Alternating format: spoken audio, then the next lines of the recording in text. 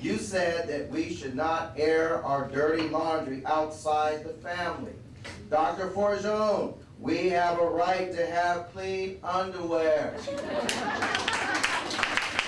If we can't get our laundry clean in our house, then we would go to the laundromats. And if we have to, we'll take it to the cleaners. Dr. Forgione, I and other teachers at Blackshear were subjected to harassment, coercion, deceit, manipulation, favoritism, and budget mismanagement. That's what you have in your hands there. Evidence that there's something going on with that budget in there. Something going on with the money. We deserve a full-scale investigation to heal our wounds, to account for why so many teachers left last year, and why 14 went on the transfer list this year. We as teachers deserve more respect than you show us, as the other teachers have been saying. We raised our TOS scores without your blueprint. We did it. In summary, at the last board meeting, as I spoke before the board, you were glaring at me and shaking your head at me. It's nice to see that you're smiling and looking at me today. The next day you came to my school and said, no one should bash their school in public, and I won't tolerate it. I asked the board to remind Dr. Forgione of the teacher's First Amendment rights and our board policy right to speak to you. And Dr. Forgione, if you think this is a family, then listen to us. All teachers need to speak out and be heard. Good evening. My name is Hazel McCullough, and I'm an 18-year veteran teacher with AISD with exceeding expectation job performance. For the past 2 years, I've been at Oak Springs Elementary School. I stand before you today not to make any personal attacks, but my concern is the process of which the releasing of staff members was handled, unprofessional and not good for teacher morale. Normally, I'm usually passive about expressing my feelings of how the board do things for the fear of being blackballed or jeopardizing my job. And never would I dare make a public objection because being a single parent and the sole provider for my family, I would be afraid of taking that risk knowing that the bills have to be paid. But this time, because I've had several co-workers to speak to me about their anxiety and depression, I feel that the risk was worth taking to let you know the damage you have caused to professionals in your blueprint reassignment process. About 2 weeks, Dr. Forgione and Mrs. Claudia Kutosek spoke to our staff about the blueprint plan.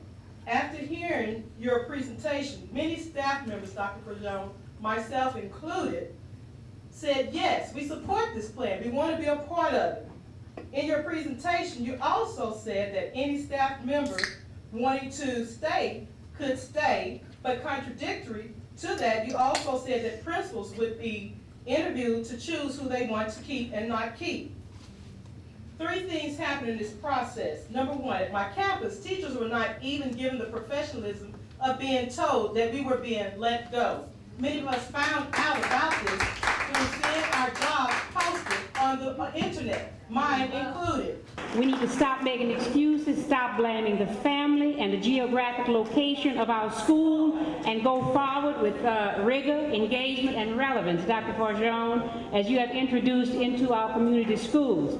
If you teach it in a way that students learn, when you assess it, they will learn it. I would like to admonish and beg the school district, the board of directors, and the school board, and the administrators and supervisors and principals and lead teachers to look at the fact that in our schools in East Austin and other pockets, we teach the TAKS test. My grandkids are not bringing novels home that they read. They bring home TAKS practice tests. Can we really say that we have given peers the best resources we could have in the last few years? I say not. Others might say differently, but think about it this way. We didn't get to 3 years low performing in 1 year. We didn't get to all this situation in 1 year.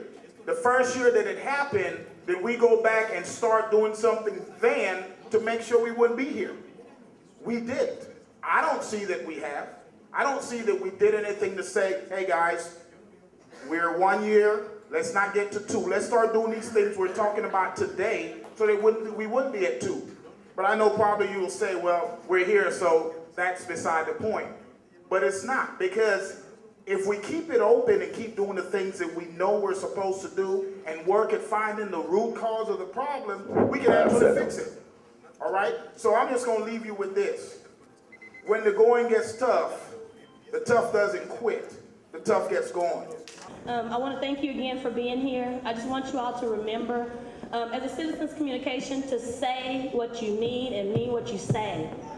You have to get, these kids have so much pressure on them right now. They need y'all parents, they need you staff, they need administrators, they need you all. But if you don't speak up and say something about it, I guarantee you'll be overlooked.